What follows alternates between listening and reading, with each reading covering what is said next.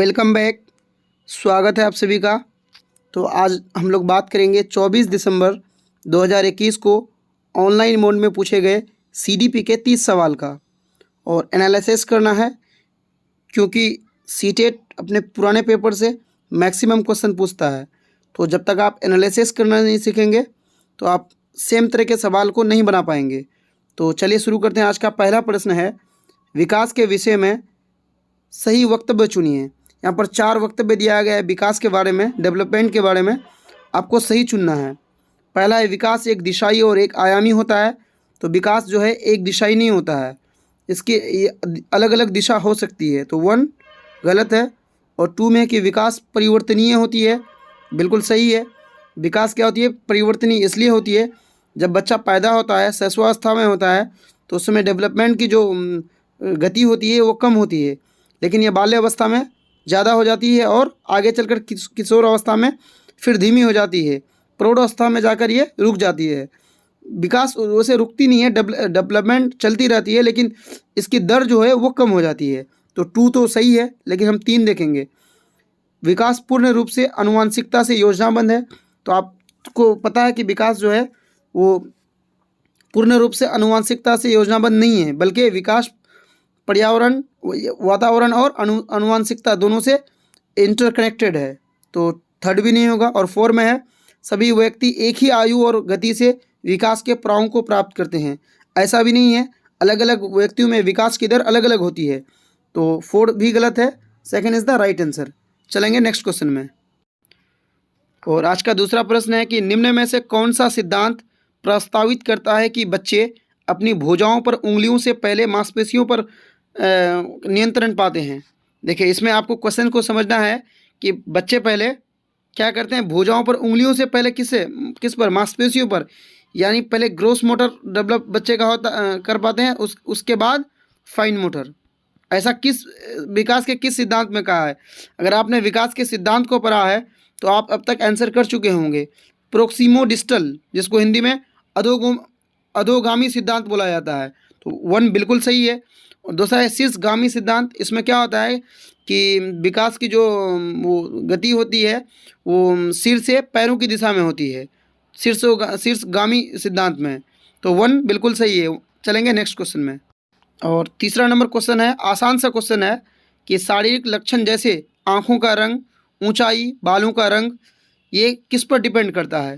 तो आपको पता है कि ये मुख्यतः क्या है, ये 99.99% आपके वंशानुगत यानी जेनेटिक पर निर्भर करता है। तो second is the right answer, क्योंकि यहाँ पर दिया हुआ है वंशानुगत। और पहला में है पर्यावरण, तो होगा नहीं। सांस्कृतिक, देखिए सांस्कृतिक भी पर्यावरण का भाग नहीं होगा। और 4th में है कि आनुवंशिकता और पर्यावरण के बीच अंतःक्रिया, इससे विकास प्रभावित होता है, बल्कि ना कि आँखों का रंग, ऊंचाई, बालों का रंग, ये सब प्रभावित नहीं होता है। 4 कब सही होता है? जब पूछता है कि विकास किससे प्रभावित होता है। तो second is the right answer. और ये क्वेश्चंस कई बार कई सेट में हमने देखा कि पूछा है, और मैंने सारे सेट में बताया है।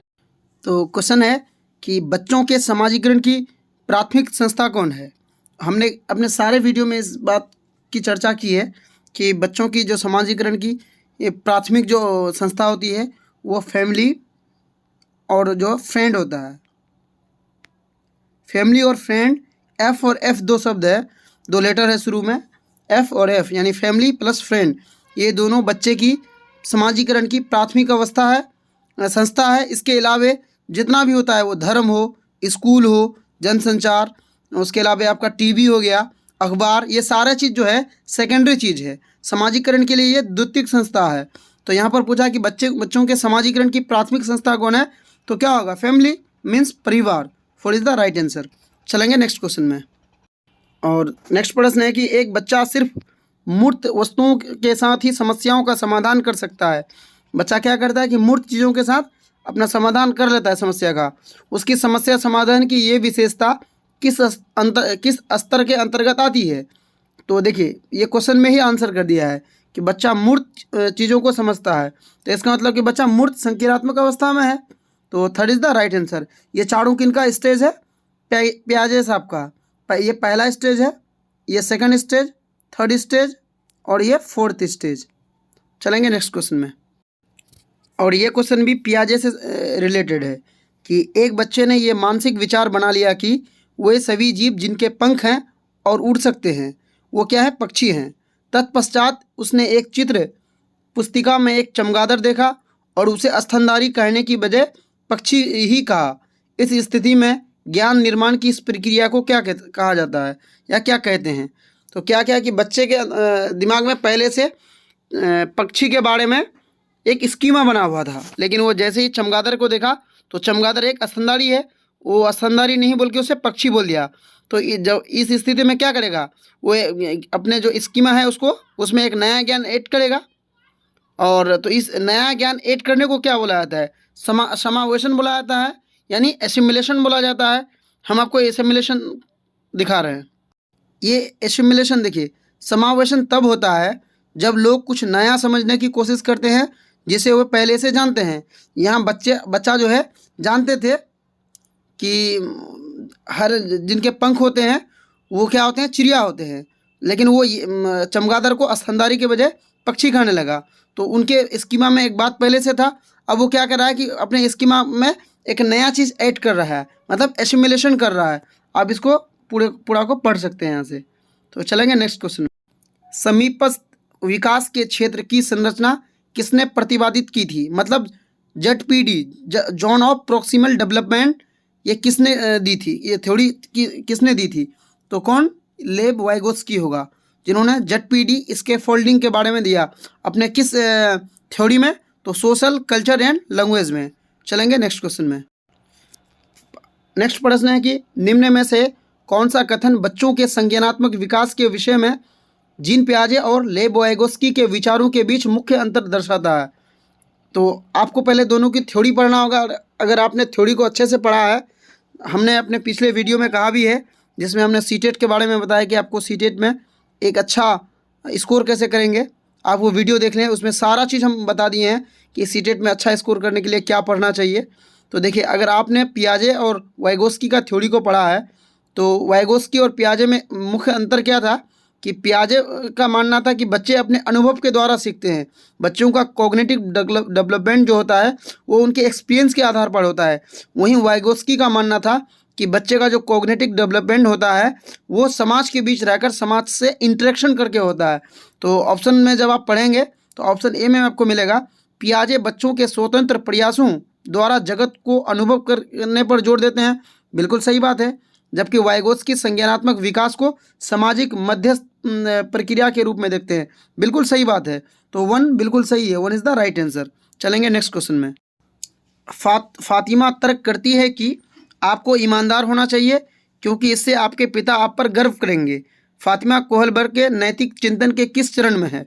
अगर आपने नैतिक चिंतन की थ्योरी, नैतिक विकास की थ्योरी कोहलबर्ग का पढ़ा होगा तो उसमें उन्होंने 3 स्टेज दिया है और जिसमें 6 चरण की बात उन्होंने कहा है।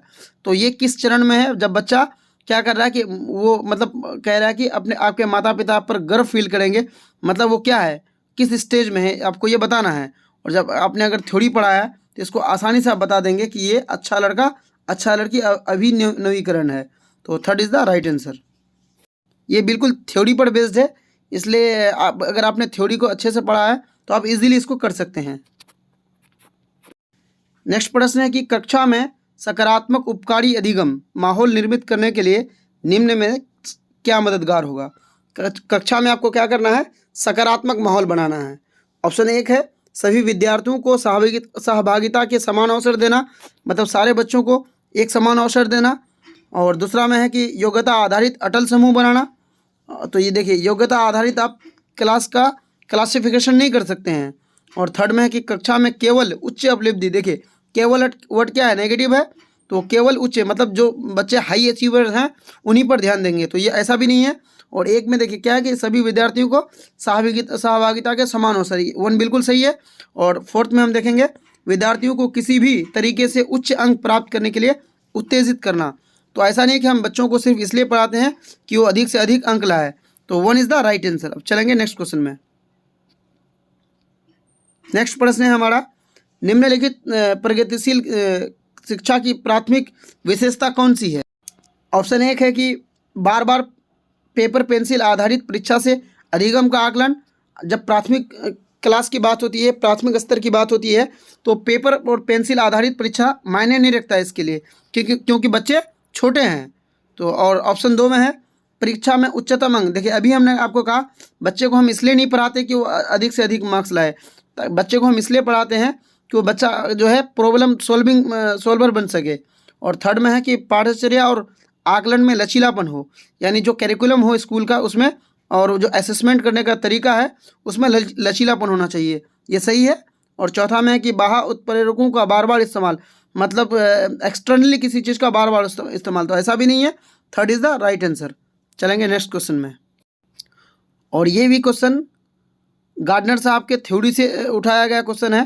अगर आपने थ्योरी को अच्छे से पढ़ा है तो इस क्वेश्चन को इजीली कर सकते हैं कि गार्डनर के बहुबुद्धि सिद्धांत के अनुसार यदि कक्षा में कोई बच्चा सहकर्मी समूह के स्वभाव, यानी अपने दोस्तों के स्वभाव, इरादों और मनोदशाओं के प्रति उचित प्रक्रिया देने में सक्षम है, यानी दूसरों के भाव को अच्छी तरह से समझ लेता है, दूसरों के इरादों को समझ लेता है, तो वो किस प्रकार की बुद्धि रखता है या रखती है।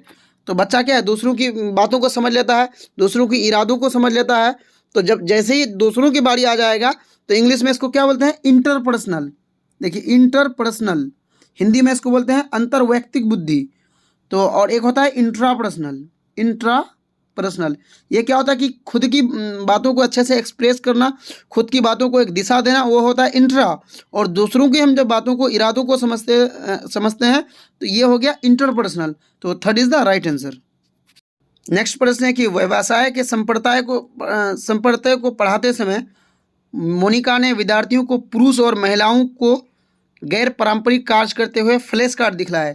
मतलब ऐसे कार्ड दिखाया, ऐसे फ्लैश कार्ड दिखाया जिसमें जैसे कि हमारे समाज में अभी एक धारणा चला हुआ है, महिलाएं खाना बनाएंगी, पुरुष बाहर का काम करेंगे, महिलाएं कपड़े धोएगी।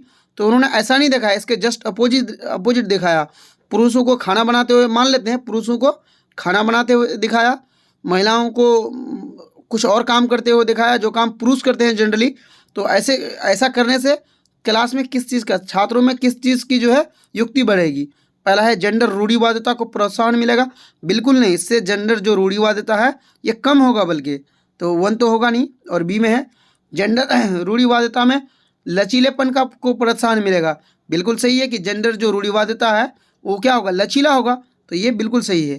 थर्ड में है कि जेंडर तारतम्यता को प्रोत्साहन मिलेगा, प्रोत्साहन नहीं मिलेगा जेंडर को। और जेंडर आधारित प्रतिमान का निर्माण, ऐसा भी नहीं है कि इन्होंने जेंडर के बारे में कुछ नया चीज़ बताया। तो second is the right answer.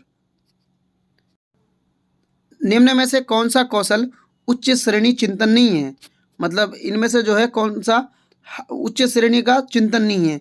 विशेषण बिल्कुल है, निरूपण भी है, रचना भी है। प्रत्यास्मरण यानी रिकॉल, इंग्लिश में इसको बुलाता है रिकॉल। रिकॉल को ही सेकंड नाम रोट होता है, यानी रटना। तो देखिए अगर आप उच्च चिंतन क्रिएटिव बच्चा है तो आपके अंदर रटने की क्वालिटी नहीं होगी। तो fourth is the right answer. और नेक्स्ट प्रश्न है कि निम्न में से कौन सा मानदंड निर्देशित आकलन है। देखिए निर्देशित आकलन क्या होता है कि जब हम बच्चों की मिनिमम जो अचीवमेंट होता है उसको मापते हैं, यानी मिनिमम अचीवमेंट को मापने वाली जो आकलन है उसको हम मानदंड निर्देशित आकलन बोलेंगे। और ऑप्शन देखेंगे, पहला है अधिगम के निम्नतम स्तर को मानक निर्धारित करने वाला परीक्षण, बिल्कुल सही है, इसमें हम निम्न स्तर को बच्चे का मापते हैं। सेकंड में है सततमकता को आकलन आधार मानने वाला, ऐसा भी नहीं है। जड स्कोर, ये भी नहीं होगा। और चौथा भी नहीं। तो 1 देखिए आपको इसको ध्यान में रखना है कि मानदंड निर्देशित आकलन में बच्चे की जो है कम से कम अचीवमेंट को मापा जाता है। तो 1 इज़ द राइट आंसर।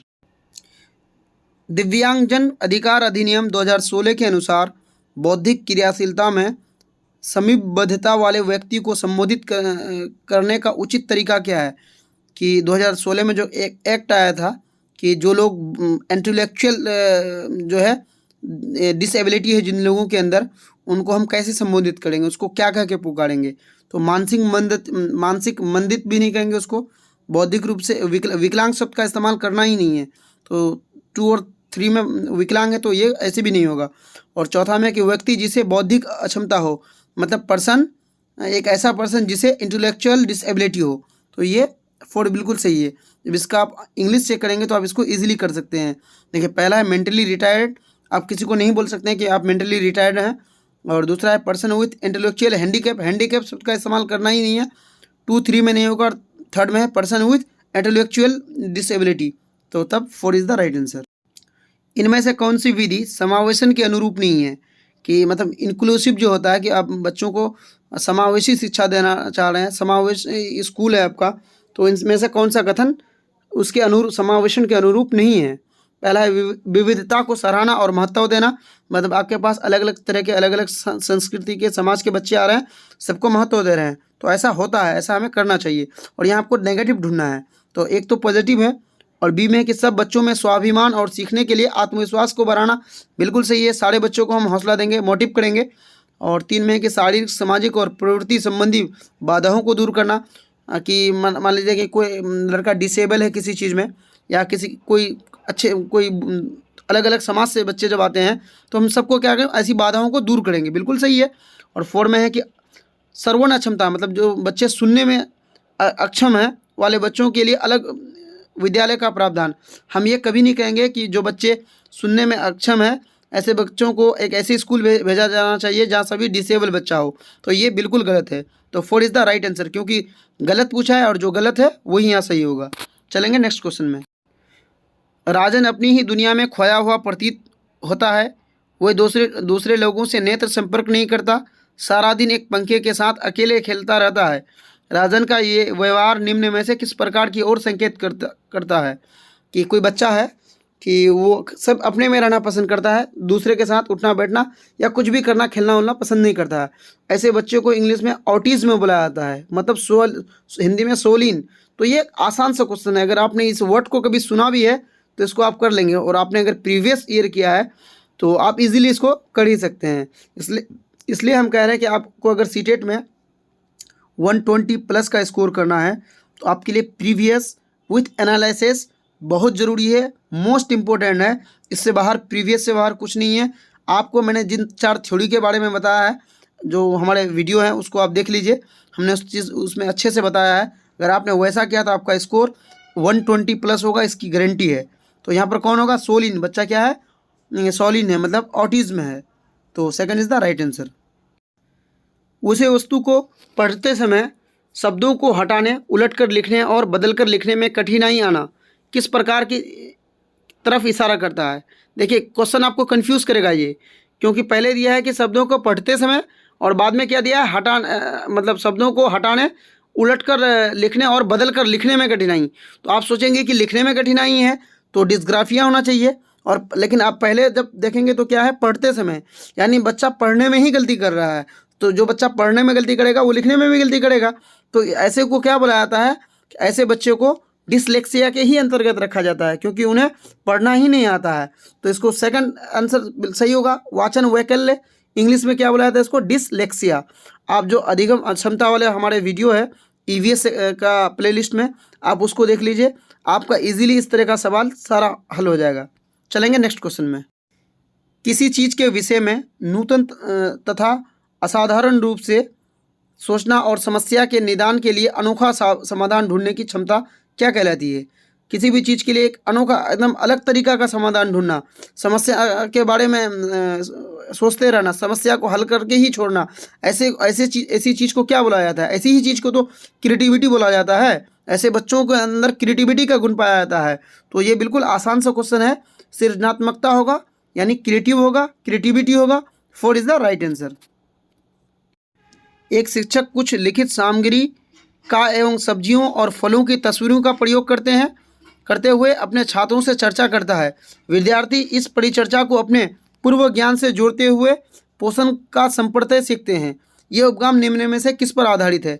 बच्चों को पहले से पोषण के बारे में पता है, एक कॉन्सेप्ट उनके माइंड में बना हुआ है, और टीचर क्या करते हैं, उन चीज़ों को ऑब्जर्वेशन कराते हैं, दिखाते हैं। तो ऐसे में इस उपगम को आप क्या बोलेंगे, शास्त्रीय अनुकूलन अधिगम पर बिल्कुल नहीं, पुनर्बलन पर भी नहीं है, क्रिया प्रसूत भी नहीं है। ऐसे को बोलेंगे ज्ञान के निर्माण पर, यानी बच्चा जो है ज्ञान को, नॉलेज को कंस्ट्रक्ट कर रहा है।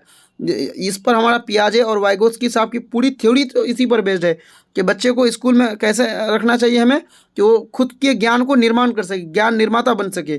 4 इज़ द राइट आंसर। और नेक्स्ट प्रश्न है कि सिरजा को पूरा यकीन है कि वह गणित की आगामी परीक्षा में पिछली बार की तरह ही असफल होगी। यानी पहले कोई बच्चा सिरजा नाम से फेल हो चुका है, फिर से उनको डर है कि वो आगे भी फेल कर जाएगी। वो इसलिए उसने उस विषय में मेहनत करनी छोड़ दी। वैसे भी उसकी शिक्षिका को उससे मंद अपेक्षाएं है ही। इससे आप सिरजा के बारे में क्या अनुमान लगा सकते हैं? मतलब टीचर को भी ये अपेक्षा, टीचर उनसे करते हैं कि ये मैथ में फिर फेल कर जाएगी, इसलिए बच्चे पहले भी फेल हुए हैं और बच्चे ने उस मैथ के सब्जेक्ट को पढ़ना ही छोड़ दिया। आप ऐसे बच्चे के बारे में क्या कहेंगे?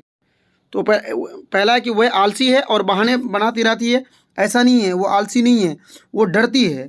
उन्हें एक जो है सही स्कैफोल्डिंग नहीं मिल पा रहा है, सही सहारा देने वाला नहीं है। नंबर 2 में अधिगम असाध्यता का अनुभव कर रही है, मतलब उनको लर्निंग में सही हेल्प नहीं मिल रहा है। बिल्कुल सही है। अगर देखिए टीचर उनसे अपेक्षा करता कि तुम बेहतर कर सकते हो, उनको मोटिव करता, तो उनका रिजल्ट कुछ और होता। सेकंड बिल्कुल सही है। और थर्ड में है कि वह पलायनवादी प्रवृत्ति की है। ऐसा नहीं है कि वो गणित छोड़ रही है या हमेशा के छोड़ रही है और पढ़ना ही नहीं है उनको, ऐसा नहीं है। वह एक विवेकपूर्ण निर्णय लेने वाली विद्यार्थी है, ऐसी कोई बात ही नहीं है। यहाँ पर second is the right answer. अबीर की कक्षा में बच्चे शिक्षक और सहपाठियों के साथ विविध प्रकार की चुनौतीपूर्ण क्रियाकलापों में भाग लेते हैं और मिलजुल कर ज्ञान का निर्माण करते हैं। इस प्रकार की कक्षा क्या कहलाती है? मतलब जहाँ बच्चे एक दूसरे से इंटरेक्ट करके एक दूसरे के साथ एक दूसरे की सहायता से ज्ञान का निर्माण करते हैं, ऐसे क्लास को क्या बोला जाता है? ऐसे क्लास को सामाजिक संरचनावादी क्लास बोला जाता है। वन बिल्कुल सही है। और दूसरा में है कि वैयक्तिक, देखिए यहाँ वैयक्तिक सिंगल किसी पर्सन की बात हुई नहीं है, परंपरागत भी नहीं है और बहुभाषी की बात भी यहाँ पर नहीं की गई है कि बहुत सारे संस्कृति के बच्चे आते हैं, ऐसा नहीं है। यहाँ ज्ञान का निर्माण बच्चे एक दूसरे की सहायता से कर रहे हैं, तो सामाजिक संरचनावादी होगा। वाइगोत्स्की का थ्योरी इसी पर बेस्ड है। आप लोग वाइगोत्स्की, पियाजे, गार्डनर, कोहलबर्ग, इन 4 लोगों की थ्योरी को अच्छे से पढ़िए और सीटेट में स्कोर आपका 120+ होगा, लेकिन आपको सारा प्रीवियस करके जाना है। निम्न में से कौन सी शिक्षा शास्त्रीय रणनीति राष्ट्रीय शिक्षा नीति 2020 द्वारा प्रस्तावित है? मतलब 2020 का जो NEP 2020 आया है, इनमें से कौन सा चीज़ 2020 में कहा गया है? अन्वेषण आधारित अधिगम, मतलब आपका अधिगम कैसा होना चाहिए? खोजपूर्वक होना चाहिए, बिल्कुल सही है, इस पर जोर दिया गया है, तो 1 होगा। और 2 में है कि कथा वाचन आधारित शिक्षण शास्त्र, मतलब चीज़ों को बताकर, चीज़ों को दिखाकर, तो ये भी सही है। और 3 में है कि वैधन तथा बार बार अभ्यास, नहीं, NEP 2020 में अभ्यास को हतोत्साहित किया गया है। अभ्यास के बारे में कहा गया है कि इसको कम से कम कराया जाए, बच्चे को एक्सपेरिमेंट कराया जाए, तो 3rd नहीं होगा। और 4 में है कि चर्चा आधारित कक्षाएं, बिल्कुल सही है, चर्चा की बात कही गई है NEP 2020 में। अगर आपने NEP 2020 को नहीं पढ़ा है तो आप NEP 2020 को भी पढ़ लीजिए अच्छे से। तो 1, 2 और 4 होगा, जो ऑप्शन 2 में है। किसी समस्या के समाधान तक पहुंचने के लिए मिलती जुलती समस्याओं को उद्धृत करना क्या कहलाता है? मतलब सेम टू सेम समस्याएं आपके पास पहले से मौजूद थी, आपने उनको देखकर ही अब दूसरी समस्या के समाधान में पहुंच रहे हैं, ऐसे को अनुरूपता कहते हैं। बिल्कुल एकदम आसान सा क्वेश्चन है, इसको अनुरूपता बोलेंगे। निगमन ऐसा नहीं होता है, निगमन में क्या होता है, पहले हम नियम बताते हैं तब एग्जाम्पल, याद वाली कोई बात है नहीं इसमें, साधन लक्ष्य विश्लेषण भी नहीं है, तो 1 बिल्कुल सही है। नेक्स्ट प्रश्न है कि संकल्पनात्मक चित्रण नए संपत्तियों मतलब कॉन्सेप्ट की समझ को किस प्रकार सुसाध्य करते हैं? जो संकल्पना होता है वो नए कॉन्सेप्ट को किस प्रकार सुसाध्य करते हैं? तो पहला है कि जानकारी को संश्लेषित एवं सुव्यवस्थित करके, बिल्कुल सही है कि एक सिरेशन में लगाकर जानकारी को हम कॉन्सेप्ट बनाते हैं। दूसरा है कि उन संप्रदायों को हटाकर, तो हटाकर नहीं, पहले से अगर आपके माइंड में कोई कॉन्सेप्ट बना हुआ है तो उसको हटाकर हम नहीं करते हैं, उसको हम सुव्यवस्थित करते हैं। जानकारी को सामाजिक संदर्भ से पृथक करके आप समाज से नहीं सीख सकते हैं। और चौथा में है प्रत्यास्मरण, यानी रिकॉल करके, रोट करके, तो 4 वैसे भी नहीं होगा, तो 1 इज द राइट आंसर। बच्चों द्वारा अधिगम प्रक्रिया के दौरान की जाने वाली त्रुटियां किस ओर संकेत करती है? देखिए इससे बहुत क्वेश्चन आता है, अलग अलग तरीका का आपका क्वेश्चन रहेगा, आपको समझना होगा पहले कि इसमें क्या कर रहा है। चारों ऑप्शन को देखिए, आपको पता लग जाएगा। अधिक वेधन एवं अभ्यास की आवश्यकता, हम बच्चे के अभ्यास पर हम जोर नहीं देंगे। अधिगम के लिए स्थिर संज्ञानात्मक, कि बच्चे का जो है कॉग्निटिव जो एबिलिटी है वो एकदम रिजिड है, स्थिर है, ऐसा भी नहीं है। बच्चों और वयस्कों के चिंतन में गुणात्मक भिन्नता, ये बिल्कुल सही है कि बच्चे और जो जवान होते हैं उनकी सोच में क्या होती है, एक होता है क्वांटिटी, एक होता है क्वालिटी। क्वांटिटी दोनों का सेम होता है, लेकिन क्वालिटी जो होता है बच्चे और वयस्क का अंतर होता है। तो छोटे बच्चे इसलिए गलती करते हैं क्योंकि उनकी सोच की क्वालिटी कम होती है। तो थर्ड बिल्कुल सही है। और 4 में है बच्चों के संज्ञानात्मक विकास पर अनुवांशिकता के प्रभाव। ऐसा नहीं है। एक अध्यापिका में यह योग्यता होना बहुत ज़रूरी है कि वह खुद को विद्यार्थियों के स्थान पर रखकर ये महसूस कर सके कि वो क्या महसूस कर रहे हैं। मतलब आपको ऐसा फील करना है कि हम स्टूडेंट हैं, तब आप क्या सोचते हैं उस क्लास के प्रति। तो ऐसे योग्यता को क्या बुलाता है? देखिए, सहानुभूति जो होता ही नहीं एक्चुअल में। क्लास में आप किसी भी बच्चे को देखकर सहानुभूति नहीं कर सकते हैं। अगर ऐसा कर रहे हैं तो आप गलत कर रहे हैं, क्योंकि बच्चे को आप मोटिवेट जितना ज़्यादा कर सकेंगे कीजिए, लेकिन आप सहानुभूति में दिखाइए तो ऐसा होगा नहीं। इसके जस्ट अपोजिट होता है तदानुभूति। ये बिल्कुल सही है कि हमें ये सहानुभूति नहीं जताना है स्कूल में। उदासीनता भी नहीं है और गलनी भी नहीं है। जब इसको आप इंग्लिश में चेक करेंगे तो आप इसको इजीली कर सकते थे। पहला है सिंपैथी, इसका जस्ट अपोजिट है एम्पैथी, उसका अपैथी, गिल्ट, चौथा में है दोषी। तो 1 बिल्कुल सही है। एक ऐसी स्थिति में जहां परिणाम अनिश्चित हो, मतलब परिणाम कुछ भी हो सकता है, लेकिन ध्यान असफलता पर हो, लेकिन डर इस चीज़ का हो कि हम कहीं ना कहीं फेल कर जाएंगे, तब बच्चे का भाव कैसा होगा? तो वहाँ बच्चे का भाव कैसा होगा? डर लगेगा बच्चे को हमेशा कि जब परिणाम का कोई निश्चित है नहीं, क्या होगा नहीं होगा, और मन में हमेशा रहेगा कि हम फेल कर जाएंगे, तो बच्चा डर महसूस करेगा। ऑप्शन 1 में है तो उब जाने की बात हुई नहीं, दुश्चिंता, इसको डर बोला जाता है। और क्रोध भी नहीं, शर्म भी नहीं। इसको इंग्लिश में देखिए, यहाँ सेकंड में है एनेक्सिटी, मतलब डर। तो second is the right answer. आज का हमारा लास्ट प्रश्न है, निम्न में से कौन सी तकनीक अध्यापन अधिगम प्रक्रिया की गुणवत्ता को नहीं बढ़ाएगी? जो स्कूल में पढ़ाएंगे तो आपकी अधिगम प्रक्रिया की गुणवत्ता को नहीं बढ़ाने वाली चीज़ इनमें से कौन सा है? आपको नेगेटिव ढूंढना है। पहला है कि जानकारी को प्रस्तुत करने के विविध तरीके अपनाकर, मतलब आप शिक्षण विधियों को, अलग अलग शिक्षण विधियों का प्रयोग करेंगे स्कूल में। बिल्कुल सही है, ऐसा करना चाहिए हमें। मतों को अभिव्यक्त करने के लिए विविध विकल्प देकर, यानी एक ही बात को बच्चों को जब समझाना है, नहीं समझ पा रहे हैं, तो उन्हें अधिक से अधिक हम विकल्प देंगे, ये भी सही है। थर्ड में है कि अधिगम के आकलन हेतु विविध तरीके आप पढ़ाने के लिए, वही है 1 नंबर के ही जैसा ये है कि अलग अलग शिक्षण विधियों का उपयोग करेंगे, ये भी सही है। और चौथा में कि बच्चों को विविध तरीके से नामीकरण करके, मतलब कोई बच्चा अगर तेज है तो उसको अलग नाम दे देंगे, कोई मंदबुद्धि है, थोड़ा सा कम जानता है, उनको मंदबुद्धि बोल देंगे। मतलब बच्चों को आप अलग अलग नज़र से देखेंगे, ऐसा बिल्कुल गलत है, ऐसा हमें करना भी नहीं चाहिए। तो 4 बिल्कुल यहाँ पर सही है। और हम आपको फिर से जाते जाते बता दें, हम वीडियो के दौरान आपको नहीं बोलते हैं या शुरू में नहीं बोलते हैं कि चैनल को लाइक करें और सब्सक्राइब करें। ये आपकी नैतिक जिम्मेवारी बनती है कि अगर आप अभी तक वीडियो में जुड़े हैं तो चैनल को सब्सक्राइब करें और दोस्तों के साथ शेयर जरूर करें। और आपने अगर हमारी सीटेट की स्ट्रेटजी वाली वीडियो नहीं देखी है, जिसमें आपको लास्ट के 15 से 25 दिन में क्या करना है, तो आप वो वीडियो ज़रूर देखें। वो वीडियो आपको 120+ स्कोर करने में बहुत सहायता करेगी। थैंक यू दोस्तों, थैंक यू फॉर वॉचिंग।